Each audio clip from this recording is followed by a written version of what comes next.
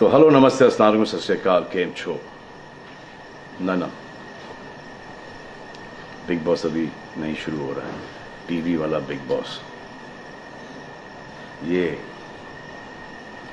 जिंदगी का big boss शुरू हो गया है। सब घर में बैठे हैं, लेकिन कुछ लोग हैं जो कि उल्लंघन कर रहे हैं। अब हाल ही में मैं यहां पर आया 2 दिन की छुट्टी के लिए, और छुट्टी हो गई। मेरी नहीं, हम सब की। ये कोरोना कोविड-19 ने सबकी छुट्टी कर दी। पहले ऐसा लगा कि फ्लू है, ख़त्म हो जाएगा, घर चले जाएंगे। फिर ये लॉकडाउन हुआ। जब ये लॉकडाउन हुआ तो मामला बड़ा गंभीर, बड़ा सीरियस हो गया, क्योंकि यहाँ पे पूरा ख़ानदान है, पूरा परिवार है। हमारी अम्मी हैं, हमारी 2 बहनें हैं, उनके बच्चे हैं, और कुछ काम रिलेटेड लोग आए थे जो कि अब जाके इस कोरोना वायरस कोविड-19 के अंदर दोस्त बन गए। तो यहाँ पर हमने एक रूल बनाया कि यहाँ पर जो है वो यहीं पर रहेगा, और बाहर का कोई नहीं आएगा, और अंदर से कोई बाहर नहीं जाएगा। तो लेकिन राशन के लिए जाना पड़ता है। अब हमने कुछ वेजिटेबल्स के लिए हमारे एक बहुत ही अजीज़ करीबी दोस्त को पास में ही 5-6 किलोमीटर दूर एक गांव में भेजा राशन खरीदने के लिए। तो आजकल पुलिस का बहुत ज़्यादा पहरा है, जो कि बहुत अच्छी बात है, बहुत अच्छा काम कर रहे हैं। अब पास तो था उनके पास गाड़ी का, तो वो गए, उनको पुलिस ने रोका। तो इन्होंने क्या किया कि पुलिस वाले से बात करते हुए उन्होंने अपना मास्क निकाल लिया। तो पुलिस वाले ने कहा उनसे कि ये मास्क पहनो, दूर हटो और ये मास्क पहनो। तो उनको समझ में आ गया कि जो नहीं करना था उन्होंने किया। यहाँ पर आए, उन्होंने ये कहानी बयान की, और मैंने उनसे कहा कि ये जो कि आपको मना किया गया था करने के लिए, वही आपने किया, और निहायत ही बेवकूफ़ी की चीज़ की।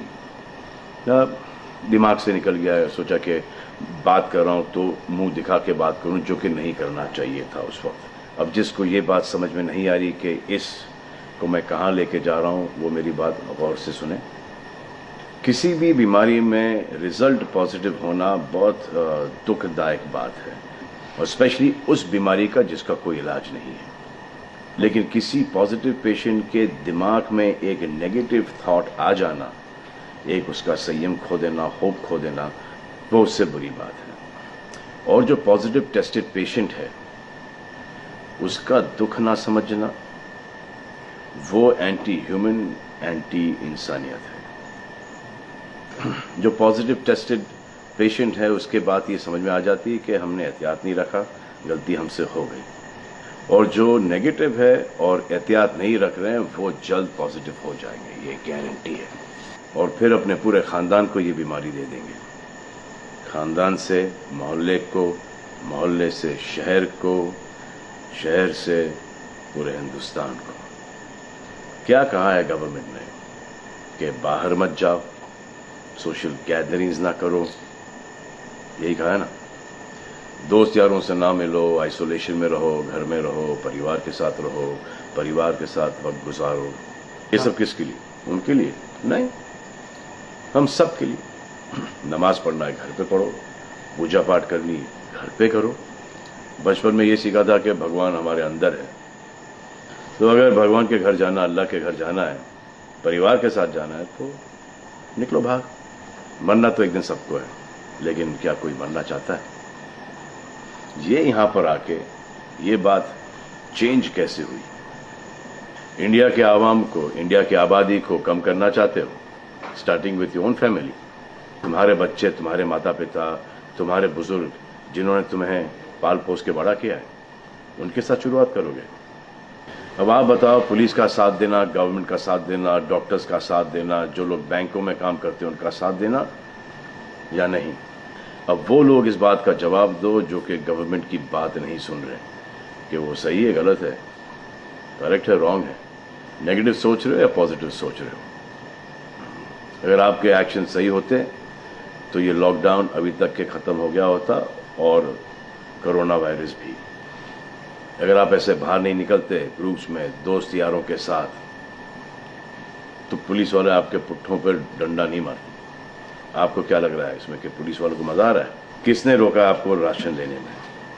जाओ ना, किसने रोका है? खाने पीने का सामान लेने जाओ, घर तुरंत आ जाओ, पास में जाओ, किसने रोका है? मास्क पहनो, ग्लव्स पहनो, अकेले जाओ। गवर्नमेंट ने यह वादा किया है कि राशन पानी सबको मिलेगा। आपको क्या लगता है कि पुलिस वाले, डॉक्टर्स, नर्सेस जो बैंक में काम कर रहे हैं, उनको कोरोना वायरस नहीं होगा? उनके परिवार को नहीं होगा?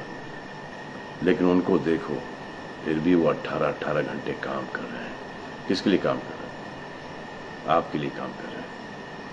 और वो भी आपको रोकने के लिए नहीं, कोरोना वायरस को फैलने से रोकने के लिए कर रहे हैं।